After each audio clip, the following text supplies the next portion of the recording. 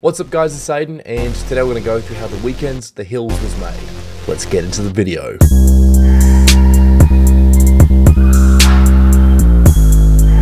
To celebrate the channel hitting 200,000 subscribers, I'll be posting 4 remakes the exact time we reach that number. So if you're not subscribed yet, make sure you subscribe so you can get those videos as soon as possible. I'm really excited about this remake because for one, we have a bunch of the identical samples and presets from the original song. So if you're looking to find some good new samples and presets, this video is for you. And also, in my opinion, the production of this song was ahead of its time. It was really excellently produced, and I'll be showing you some of the production techniques that were used in this song and how you can incorporate them into your own beats. This beat was produced by Illangelo and Mano, and because this is a sponsored video, the FLP will be available for everyone for free in the description below, thanks to Cymatics. They did something pretty crazy. They're releasing 26 sample packs for only $3 each. Some of these sample packs have over 500 samples in them, so they are a great deal right now. So if you're looking to pull the trigger on some excellent packs, now's the time. And some of these packs are like 95% off. Definitely go check them out in the description below, as well as the free FLP. Let's jump into the remake. Let's set the tempo to 113 for this song. We have the exact preset that was used in the intro.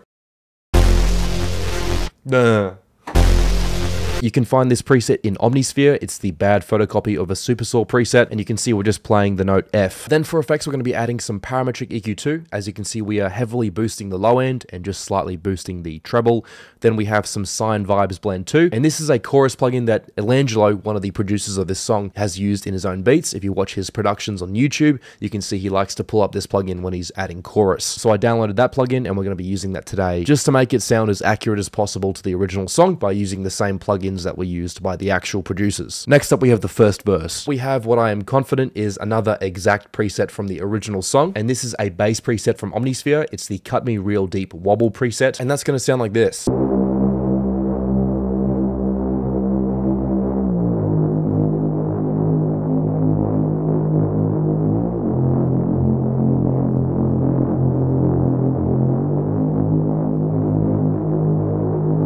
So without any effects, it's going to sound like this. Then we're adding parametric EQ2. So this is before, and this is after. It's a really cool sounding preset. It's very menacing, and that's one of the production choices that I really like about this song. Then we're adding some distortion. Then finally, we're going to go to the channel separation and bring that to mono. That means that the stereo separation is going to be squashed into playing in mono, which is what happens in the original song. Then we're layering that with a guitar. This is the Ample Guitar LP. As many of you might know from my previous videos, Ample Sound is my favorite place to go for high quality guitar VSTs. And we're going to be playing these chords.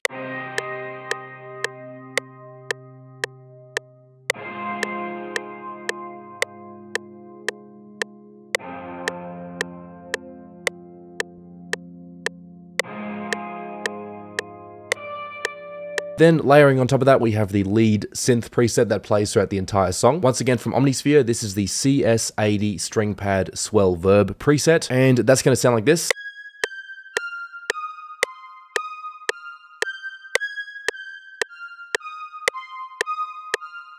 Then Control Q to quantize. Then let's copy this MIDI and then bring it up 1 octave. So that's adding some more high end into it.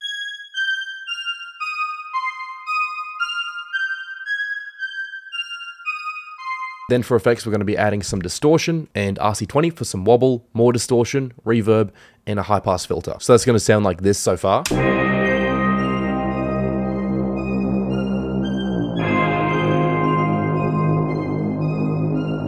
Then let's add in the intro drums.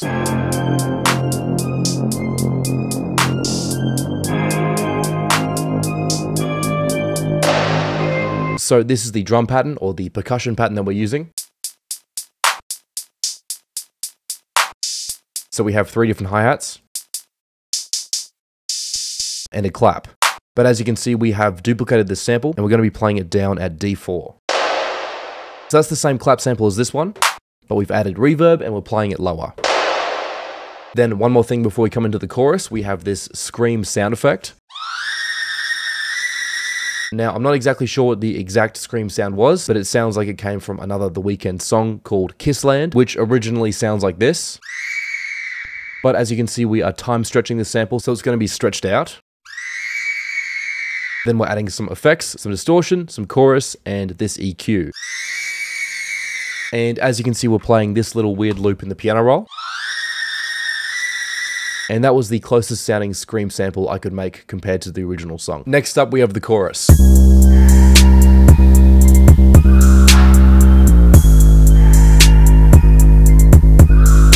Such a cool instrumental. Let's start off with the exact kick sample that was used in the original song. As you can see by comparing the waveforms to the original song, the kick sample matches perfectly. Let's record that in.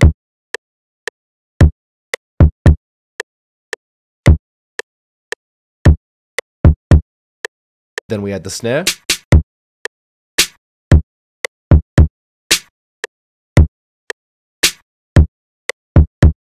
Then let's add in the bass synth from the intro and also the lead synth from the intro.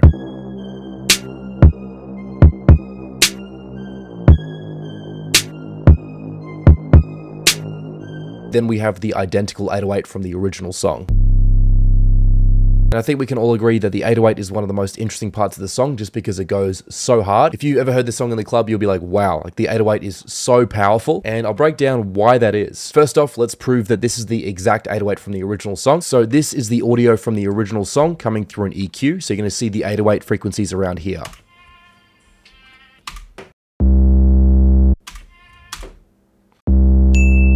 First thing, with a lot of songs, the 808 tends to be pretty within 30 Hertz to around 130 Hertz. That's where a lot of the 808 volume will be hitting. But as you can see with this sample, it plays basically all the way up the spectrum. Secondly, if we look at the waveforms of the original audio, look how loud the 808's getting. It's getting up to around 0 decibels. So the 808 is essentially maxing out in volume, getting as loud as possible. You wouldn't normally see 808s get this loud. You'd normally see them around like -9 to maybe -6 decibels.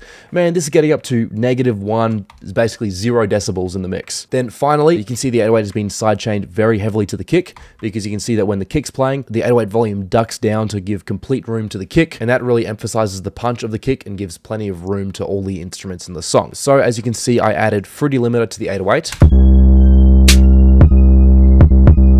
So you can see these purple areas here, that is where the kick is playing and the 808 is ducking underneath the mix to give plenty of room to the kick. So without this plugin, the 808 and the kick fight a bit more, but when they play separately, they don't fight. So let's record in the 808.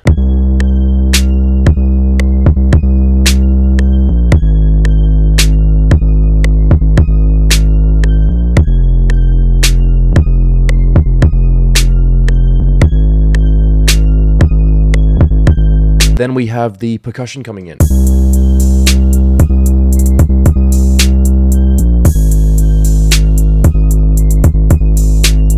So here we have some new hi-hats. We have a closed hat, an open hat, and a crash sample. And they sound like this.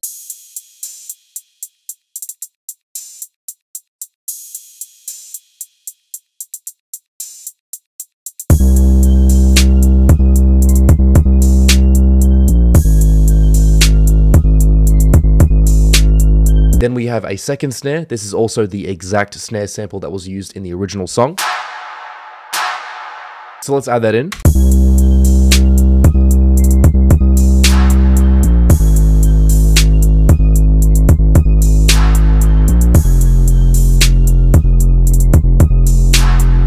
Then, as always, Control Q to quantize. Then we have two more exact samples coming in from the original song. These are Vox samples, so we have the 10-band Vox, as well as this ah sound effect. Then we're adding some really heavy reverb, so it's going to sound like this now. And with all that reverb, the sounds become a little bit more subtle in the mix. So in the song,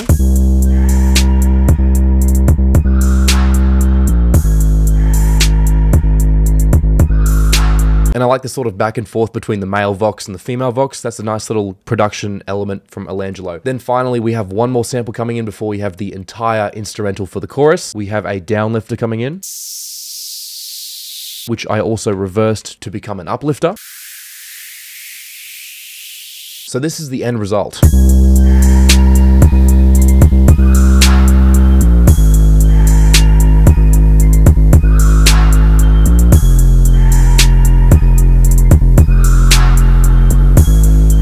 big shout out to these guys from my Discord server who helped me find a bunch of the samples from this remake today. Without them, it wouldn't have possibly been so accurate. That's basically it for the remake. Thanks very much for watching. Please like and subscribe if you enjoyed the video, and I will see you guys next time.